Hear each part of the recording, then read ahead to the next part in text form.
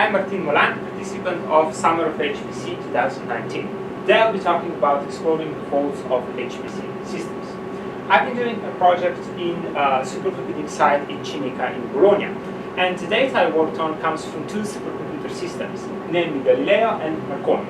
And of course, different RP system architectures and different HPC systems have different ways of collecting the data, different formulas, different sampling rates. But roughly speaking, I have two kinds of data. First one is physical data that deals with CPU temperatures, frequencies, temperatures, things like that. And the other part is high-level fault reporting that actually relates to availability of the system as viewed by the users.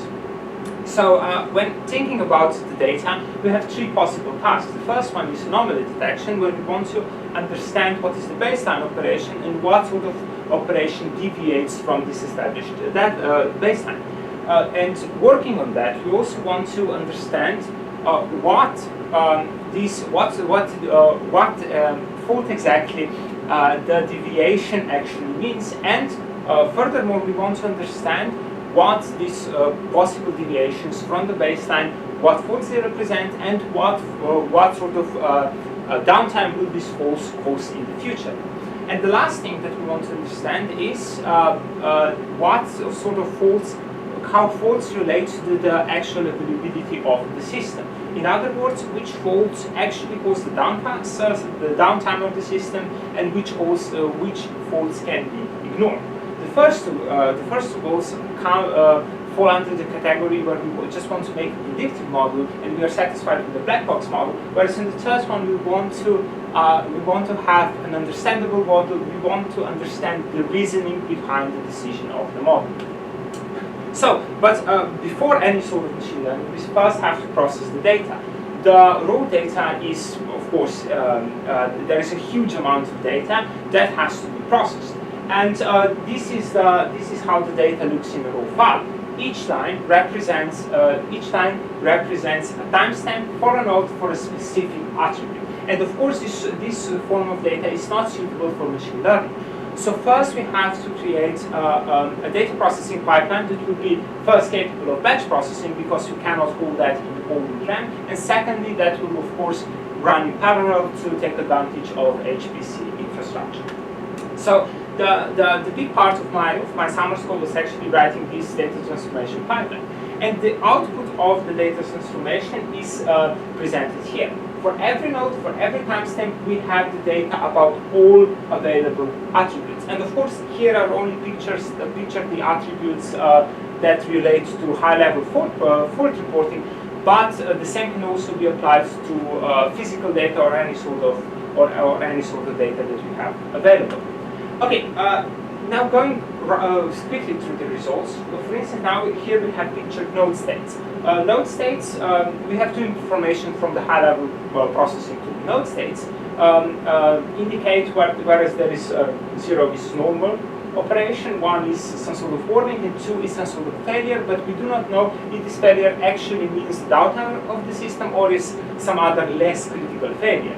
But if you look at the transition matrix, of course, we can see that the most probable is that the state will persist or the state will actually return to normal. Speaking of failures, we actually now with numbers other than 0, we actually have represented failures.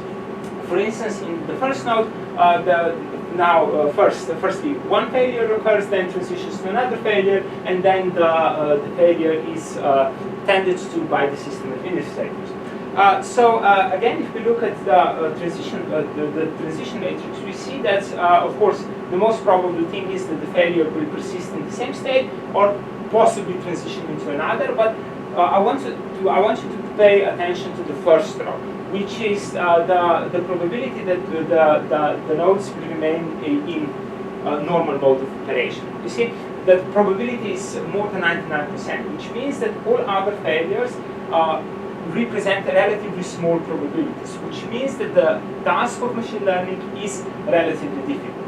And now for the other thing, we want to understand how the faults actually relate to the downtime of the system. And of course, normal decision trees are very easy to understand, easy to interpret, and they're a useful tool. But on a big data sets, they're not really applicable. So on the last part of the summer school, I was experimenting with adopting the approach of consensus tree, which essentially is an ensemble classifier that produces a single decision tree as a result, and trying to find approximative solutions for that, and trying to adopt that to use massive parallelization and HPC infrastructure. So of course this is done on a subset of data with some approximation, but we can still see that despite the heavily unbalanced classes, we have some sort of we have. I mean, it still has to be interpreted by the domain users, but we have some sort of idea what would possibly cause faults in the system operation. So that is all from my side. Thank you for listening.